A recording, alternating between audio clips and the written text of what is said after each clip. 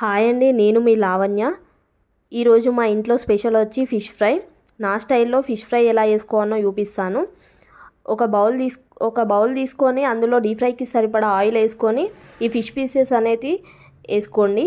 అవి golden brown colour వచ్చేదాకా ఆయిల్లో డీప్ ఫ్రై చేసుకొని ఫిష్ పీసెస్ పక్కకు పెట్టుకొని అదే ఆయిల్లో ఒక 1 టేబుల్ స్పూన్ జీరా, ఒక 3 మీడియం సైజ్ ఆనియన్స్ అవి గోల్డెన్ బ్రౌన్ కలర్ వచ్చిన దాకా వేపుకోండి. అందులో ఒక 1 టేబుల్ స్పూన్ అల్లం, కొంచెం పసుపు,